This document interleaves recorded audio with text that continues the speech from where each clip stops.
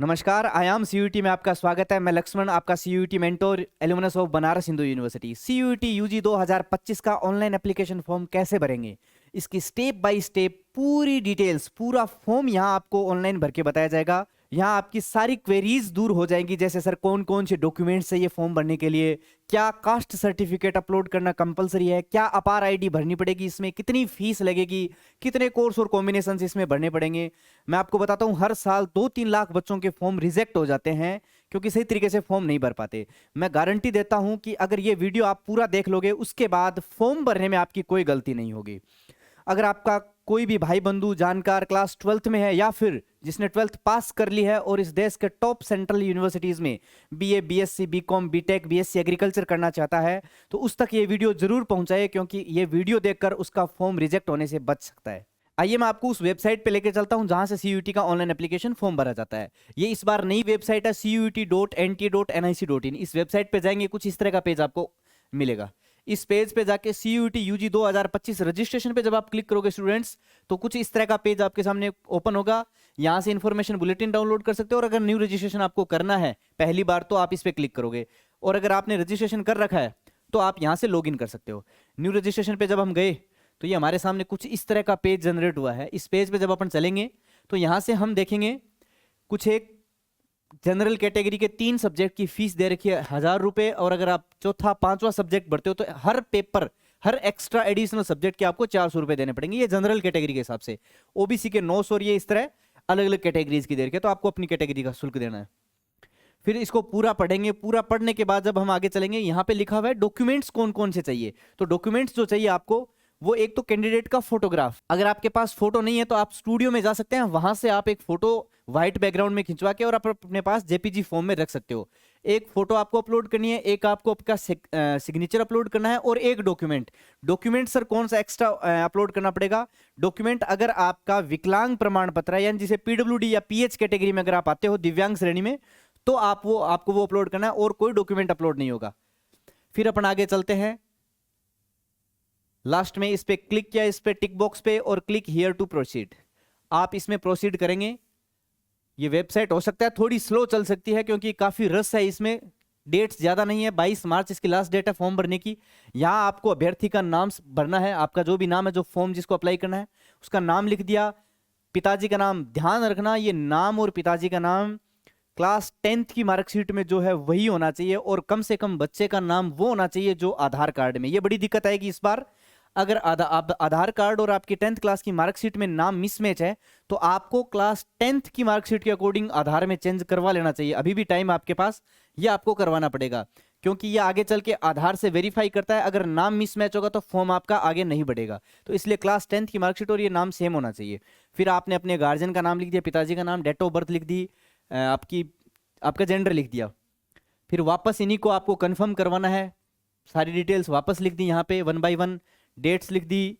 फिर आपको आपका एड्रेस देना है। सर एड्रेस में क्या ध्यान रखना चाहिए? एड्रेस में ध्यान ये रखना चाहिए, अगर आप हरियाणा के हो और आप राजस्थान में पढ़ाई कर रहे हो, मान लो सीकर में पढ़ रहे हो, और आपको एग्जाम देना है हरियाणा से, तो अगर आपने दोनों में ही आपका प्रेजेंट एड्रेस और आपका जो इलेक्ट्रॉनिक कम्युनिकेशन एड्रेस है, या मैं यूं कहूं आपका जो परमानेंट एड्रेस है, उन दोनों में अगर आपने डिटेल्स हरियाणा की भरी है तो आपका सेंटर हरियाणा में आएगा। अगर आप हरियाणा के हो, राजस्थान में पढ़ रहे हो और आप अपना सेंटर चाहते हो राजस्थान में ही, तो आपको आपका प्रेजेंट एड्रेस यहाँ राजस्थान का भरना पड़ेगा, तब आप, और परमानेंट एड्रेस आपका हरियाणा का रहेगा, तो आपके सामने राजस्थान और हरियाणा दोनों जगहों के सेंटर ओपन होंगे। ये इस चीज को थोड़ा सा ध्यान रखना है। सारी डिटेल्स भर दिया आपने, कहाँ के हो आप, देश, राज्य, आपका डिस्ट्रिक्ट कौन सा है, आप अपना पिन कोड भर दोगे। ये कुछ बेसिक डिटेल्स भरने के बाद फिर ये आता है आपकी मेल आईडी। साथियों सबसे बड़ी दिक्कत मेल आईडी में ये रहती है, हम मेल आईडी भर देते हैं, फिर अपन खुद उसको ओपन करके रखते नहीं है, कुछ दिनों बाद वो मेल आईडी हमसे खो जाती है। और सीयूईटी में यहाँ फॉर्म भरने के बाद आपका चाहे एडमिट कार्ड डाउनलोड करना हो, चाहे आपके आगे अलग अलग यूनिवर्सिटीज की काउंसलिंग को लेकर हो, हर जगह आपकी मेल आईडी काम आएगी। मेल पे ही ओटीपी आएगा, तो आप जो भी मेल आईडी और मोबाइल नंबर भर रहे हो, कम से कम वो हर टाइम आपके पास होने चाहिए और एक्टिव होने चाहिए। इस बात को ध्यान रखना है। बहुत सारे बच्चे मेल आईडी खो देते हैं, जिस वजह से उनका एडमिशन नहीं हो पाता है। तो आप ये स्टार्टिंग से ध्यान रखना। यहाँ आपने ईमेल लिखी, ईमेल को कंफर्म करवाया, यहाँ आपने आपके मोबाइल नंबर लिख दिए, फिर मोबाइल नंबर कंफर्म करवा दिया। अल्टरनेटिव कोई मोबाइल नंबर है आपके पास तो आप वो भी दे सकते हो। फिर अपन चलते हैं, ये परमानेंट एड्रेस है। अगर आपको सेम भरना है प्रेजेंट और परमानेंट एड्रेस तो आप यहाँ पे सेम टिक बॉक्स कर दोगे, अलग है तो आपने अलग तरीके से भर दिया। फिर लास्ट में आएंगे, यहाँ आपको आपके पासवर्ड जनरेट करने। स्टूडेंट सर पासवर्ड कैसे जनरेट करेंगे? जैसे किसी का नाम अभिषेक है तो स्टार्टिंग के ए कैपिटल ले लेना, BHI अभिषेक, बाकी स्मॉल हो जाएंगे, स्टार्टिंग का ए कैपिटल हो जाएगा, @123, उसमें स्मॉल भी आ जाएगा, कैपिटल लेटर्स भी आ जाएंगे, नंबर्स भी आ जाएंगे, कुछ स्पेशल न्यूमेरिक्स भी आ जाएंगे इसमें। ये सारी डिटेल्स भर दी। यहाँ आपको कंफर्म करना है। एक है सिक्योरिटी क्वेश्चन, यहाँ कुछ है कि अगर आप सिलेक्ट करोगे तो कई सारे सिक्योरिटी क्वेश्चन आएंगे आपके सामने। पहले ज्यादातर आप कौन सी वेबसाइट विजिट करते हो, आपकी स्कूल का पहला नाम क्या था, फर्स्ट स्कूल का, फेवरेट कलर क्या है, फेवरेट बुक क्या है, आपकी व्हीकल का रजिस्ट्रेशन नंबर क्या है, तो वो कर दोगे। तो कल को अगर आप पासवर्ड भूल जाते हो तो ये भी एक तरीका है आपके अकाउंट को रिकवर करने का। फिर उसमें आप अपना आंसर लिख दोगे जो भी है। यहाँ आपने कैप्चा भरा और कैप्चा यहाँ से सबमिट कर दिया। जैसे ये सबमिट कर दोगे आपके फोन पे OTP आएगा। OTP के साथ ही अगर आप OTP जैसे लगा दोगे तुरंत आपका रजिस्ट्रेशन हो जाएगा। आपको मिलेगा उसी पे, आपके फोन पे भी मैसेज आएगा, आपकी मेल पे भी मैसेज आएगा, एप्लीकेशन फोन नंबर मिल जाएंगे आपको, एप्लीकेशन नंबर काम आएंगे, और ये जो पासवर्ड आपने लगाए हैं वो अब यहां से फिर आगे आपको लॉगिन करना है। ये प्रोसेस मैंने क्योंकि भरने में काफी टाइम लग रहा था तो मैंने यहां आपको ये प्लेन तरीके से बता दी। इसके आगे जो प्रोसेस रहेगी वो मैं लॉगिन करके स्टार्ट करूंगा। क्लियर? तो दोस्तों जब लॉगिन पोर्टल पे जाके आप अपना एप्लीकेशन नंबर और पासवर्ड लगाओगे तो कुछ इस तरह का आपको ओपन होगा। रजिस्ट्रेशन प्रोसेस अगर कंप्लीट हो गया तो कंप्लीटेड, एप्लीकेशन फॉर्म इनकम्प्लीट है और फी पेमेंट बाकी है। ये एक डमी फॉर्म है जिसमें कुछ चीज़ें भरी हुई है। आपको यहाँ हर चीज़ अपने अकॉर्डिंग भरनी है। जो आपका सब्जेक्ट है, जो नाम है आपका, जो नाम 10वीं की मार्कशीट में, वो सारी चीज़ें। ये यहाँ से एप्लीकेशन नंबर मिल गए अपने को, ये एप्लीकेशन नंबर अपने साथ में रखने हैं। फिर यहाँ से हमने किया कंप्लीट एप्लीकेशन फॉर्म पे क्लिक, तो ये कुछ इस तरह का अपने ओपन हुआ। यहाँ आपको पता चल जाएगा कि ये ID किसकी लॉगिन है। ये नाम आ गया यहाँ पे और ये एप्लीकेशन नंबर आ गए। जब सबसे पहले चलते हैं, ये कुछ चीजें कंप्लीट हो चुकी है, फाइनल सबमिट इनकम्प्लीट बता रही है। ये फॉर्म हमारा पहले से भरा हुआ था। अब इस पे 1 बाय 1 चलते हैं। जैसे रजिस्टर कॉन्टैक्ट डिटेल पे गए हम, तो जब अपन रजिस्टर कॉन्टैक्ट डिटेल पे गए तो आपके सामने कुछ इस तरह से ओपन होगा। पहले स्टार्टिंग में यहाँ आपको आपका पता पूछेगा, तो आपने अपना पता ये सब लिख दिया, ईमेल लगा दी, अल्टरनेटिव कॉन्टैक्ट नंबर जो हमने स्टार्टिंग में दिए थे वही सारी चीजें।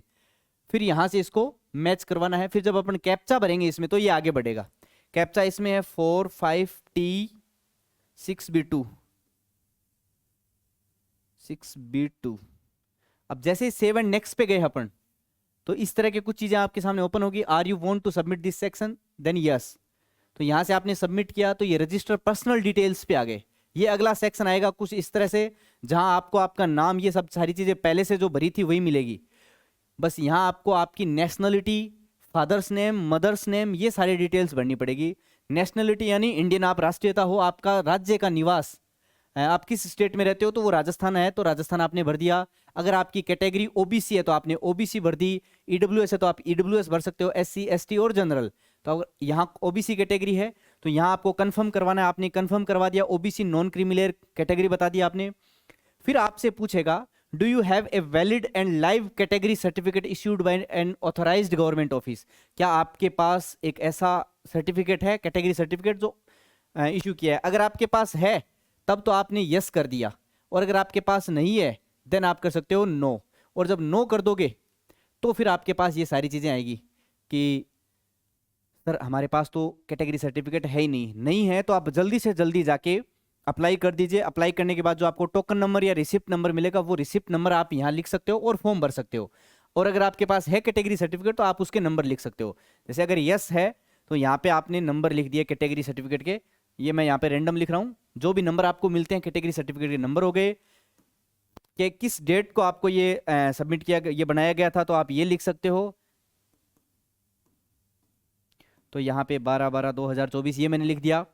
जिस डेट को इश्यू हुआ है वो भर सकते हो, और किसने ये वो किया, तो कई अपने यहाँ राजस्थान में जनरली SDM जो है वो इसको जारी करता है। तो SDM अगर आगे कहीं जो भी तहसील या जो भी सब डिविजनल मजिस्ट्रेट है उसका नाम लिख दिया आपने। ये सारी बातें हो गई। इसके बाद आपसे पूछा जाएगा क्या आप एक PWD उम्मीदवार हैं। PWD बोले तो दिव्यांग कैटेगरी से, तो अगर हैं तो यस और नहीं है तो नो। हाँ, लेकिन ये है अगर आप यस करते हो तो PWD का सर्टिफिकेट आपको अभी अपलोड करना पड़ेगा। कैटेगरी सर्टिफिकेट आपको अभी अपलोड करने की जरूरत नहीं है, लेकिन बनाना पड़ेगा। अगर EWS है तो EWS बनाना पड़ेगा, OBC है तो OBC, SC category, ST category, चारों ही सर्टिफिकेट आपको बनाने पड़ेंगे। सारी डिटेल्स यहाँ भरनी पड़ेगी। अपलोड चाहे आप एडमिशन के टाइम पे होगा। फिर आपसे पूछेगा क्या आप डायबिटिक हैं, आप रूरल एरिया से हैं कि अर्बन एरिया से, ये आपका निवास स्थान बताना आपको, आपकी पारिवारिक आय पूछिए, तो जिस भी सेगमेंट में आप आते हो वो आपने इनकम लिख दी यहाँ की। फिर आपसे पूछेगा आप माइनॉरिटी हो क्या, यस और नो बता देना। डिफेंस पर्सनल, अगर आपके पिताजी किसी भी डिफेंस सेक्टर में थे, आर्मी नेवी एयरफोर्स में अगर थे या भूतपूर्व सैनिक थे, तो आप ये लिख सकते हो यहाँ पे यस, नहीं तो देन नहीं। अभी आपको कोई इससे रिलेटेड कोई डॉक्यूमेंट अपलोड नहीं करना है, ये सारी चीज़ें आपके एडमिशन के टाइम काम आएगी। एनसीसी कोटा अगर आपको चाहिए तो आप यस कर सकते हो। स्पोर्ट्स कोटा, अगर आप नेशनल खेले हुए हो, एसजीएफआई खेले हो, तो आप इसके लिए यस कर सकते हो। फिर वापस लास्ट में ये कैप्चा भरा और आगे बढ़ेंगे, और यहाँ से 7 नेक्स्ट पे गए। आपकी पहचान आधार के साथ इतने तारीख को सफलतापूर्वक सत्यापित की गई। अब यहाँ क्या करना होगा, अगर ये पहले से किया हुआ, अगर नहीं किया होता तो आपसे यहाँ आधार नंबर मांगेगा, आप आधार नंबर लगाओगे, दोबारा आधार नंबर मांगेगा। जैसे आप उस पर टिक करोगे वो अपने आप आधार के डेटा से मैच करेगा। अगर आपका नया मैच है फिर आपका ये कंफर्म हो जाएगा, अगर मैच नहीं है तो आपको अपने आधार कार्ड में करेक्शन करवाना पड़ेगा 10th क्लास की मार्कशीट के अकॉर्डिंग। फिर आप नेक्स्ट पे जाओगे, आप नेक्स्ट पे गए, फिर आपसे पूछा जाएगा कि अपार आईडी आपके पास है या नहीं। ये जो अपार आईडी नया कंसेप्ट है, अगर आपके पास है अपार आईडी देन आप यस करके इसमें नंबर लिख सकते हो, अगर नहीं है देन नो कर सकते हो। तो मेरे पास अपार आईडी नहीं थी, मैंने नो कर दिया और ये मैंने यहाँ से सबमिट कर दिया। वापस पूछेगा सबमिट करने का, तो मैंने ओके कर दिया, ओके कर दिया। अब इस तरह से कुछ मेरे सामने सबसे इंपॉर्टेंट इस पूरे फॉर्म का ये सेगमेंट आ गया है, जिसमें आपको आपके टेस्ट पेपर सेलेक्ट करने हैं। सर टेस्ट पेपर का मतलब हम नहीं समझे बच्चों। टेस्ट पेपर का मतलब होता है जो पेपर आपको देने हैं, जैसे आपको फिजिक्स केमिस्ट्री मैथमेटिक्स का पेपर देना है, आपको इंग्लिश देना है, जो पेपर आपके सीयूटी में लगेंगे वो सब्जेक्ट भरने हैं। और इसमें यह बताया गया है कि आप अधिकतम 5 टेस्ट पेपर सिलेक्ट कर सकते हो।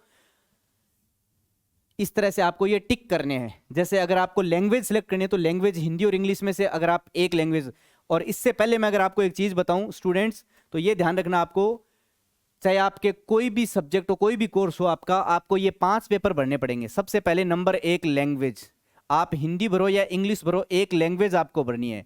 लेकिन अगर आप लैंग्वेज भर देते हो इंग्लिश, तो इस देश की मैक्सिमम यूनिवर्सिटीज के लिए आप एलिजिबल हो जाओगे। क्योंकि जैसे जेएनयू है तो जेएनयू कहता है कि मेरे को इंग्लिश और जनरल टेस्ट के नंबर चाहिए, तो वो सारी चीजें आपको यहाँ फायदा कर सकती है। आपने एक लैंग्वेज का पेपर सिलेक्ट कर दिया। सेकंड जो आपका पेपर आएगा वो डोमेन स्पेसिफिक पेपर बोलते हैं, जिसे अपन डोमेन्स का मतलब जो क्लास 12th में आपके पास पेपर थे, जैसे फिजिक्स केमिस्ट्री मैथमेटिक्स आपके पास था, आपने वो भर दिया। फिजिक्स केमिस्ट्री बायोलॉजी आपके पास पेपर था, वो भर दिया। हिस्ट्री ज्योग्राफी और पॉलिटिकल साइंस आपके पास था, आपने वो भर दिया। या इससे अलग आप कुछ भरना चाहो तो भी भर सकते हो, लेकिन ध्यान ये रखना है दिल्ली यूनिवर्सिटी कहता है कि आपको सीयूटी में वही पेपर देने हैं जो पेपर आपके पास क्लास 12th में, तभी एडमिशन हो पाएगा। तो ये हर यूनिवर्सिटी का अलग अलग क्राइटेरिया हो सकता है, वो सारी चीजें देख के फिर ही आप पता करें। और अगर आपके कोई चीज नहीं समझ में आती है तो नीचे दिए गए कॉन्टैक्ट नंबर पे आप कॉल करके कभी भी पूछ सकते हो, या आप आयाम career academy Piprali road Sikar visit कर सकते हो। ये हमारी टीम जिसको सीयूटी में उत्तरी भारत की सिरमौर टीम है, सबसे शानदार रिजल्ट हमने दिया है। हम पूरी तसल्ली के साथ आपको हर बात बताएंगे।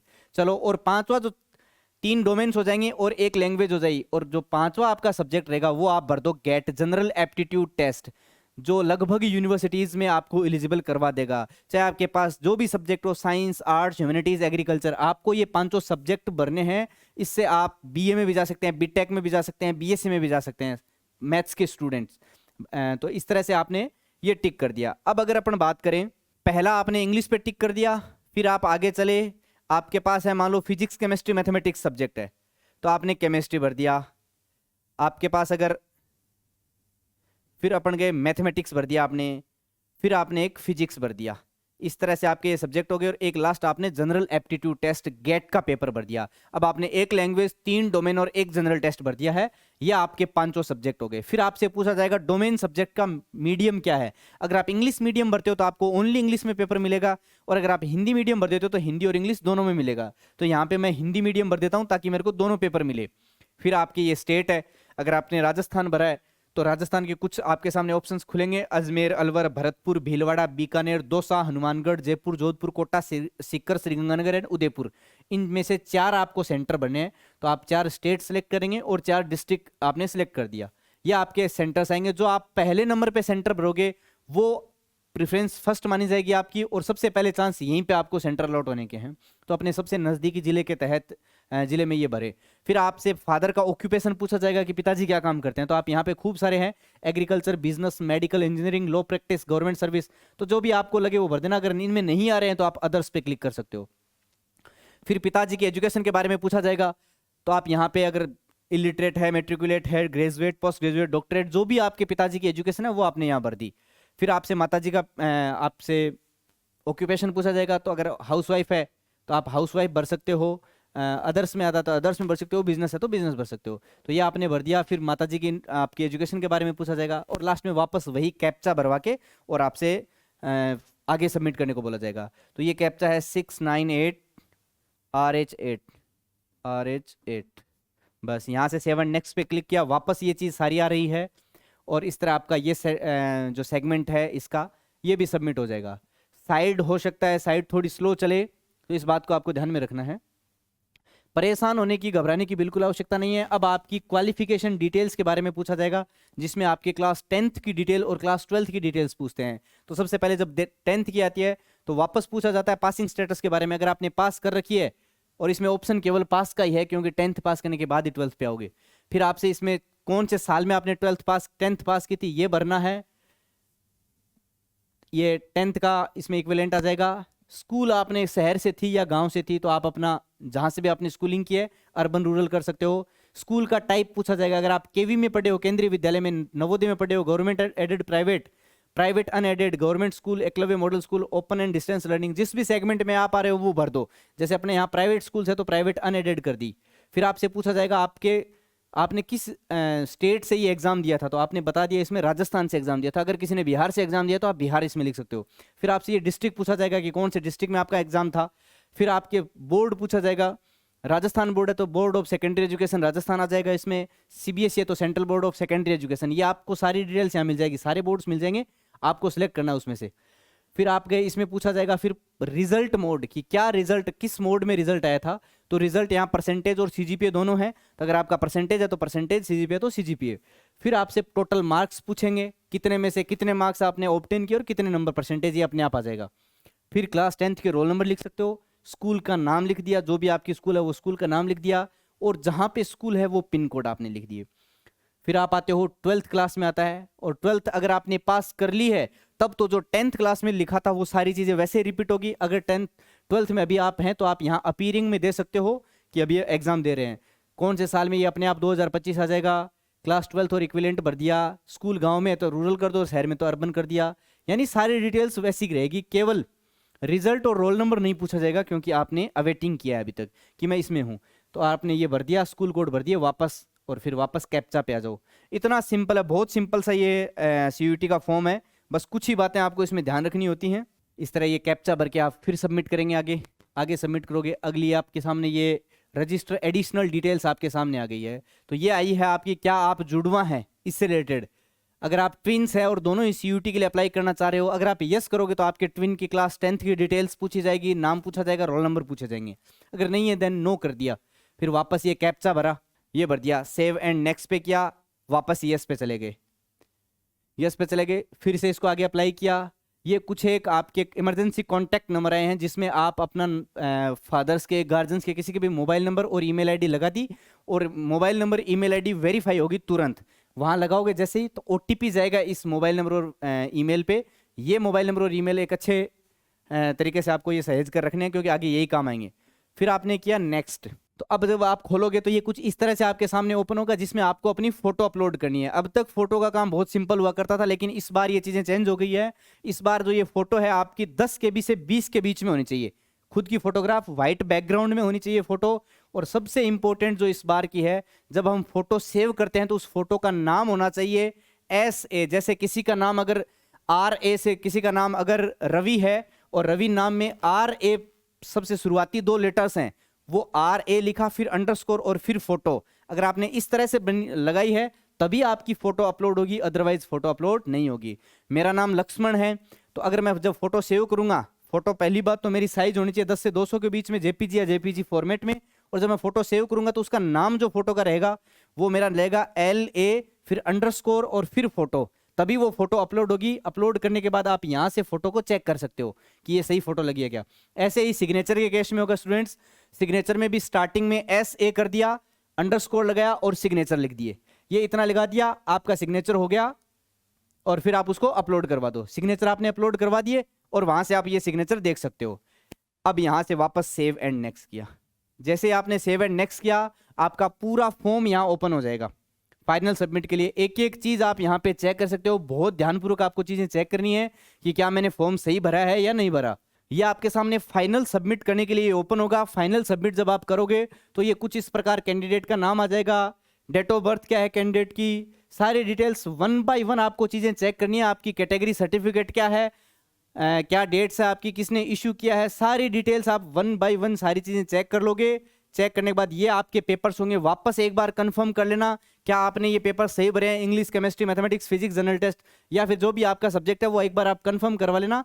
और ये सारी चीजें आप अपने एग्जाम सेंटर्स चेक कर सकते, क्योंकि अभी तक आपके पास मौका होगा इसमें चीजें चेंज करने का। अगर एक बार फॉर्म सबमिट हो गया वापस कभी नहीं खुलेगा ये चेंज होने के लिए, ये सारी चीजें।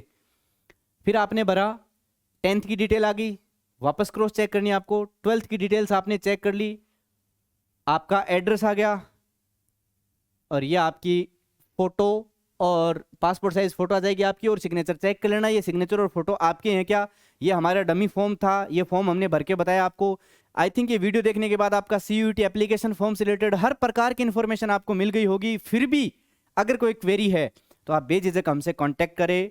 CUET की कोचिंग, CUET की प्रिपरेशन के लिए जो स्टडी मटेरियल होता है, टेस्ट सीरीज होती है, इनसे रिलेटेड कोई इन्फॉर्मेशन आपको चाहिए आप विजिट करें IAM CUET, Piprali road, Sikar, या नीचे दिए गए कॉन्टैक्ट नंबर पे कॉल कर सकते हैं। Thank you students.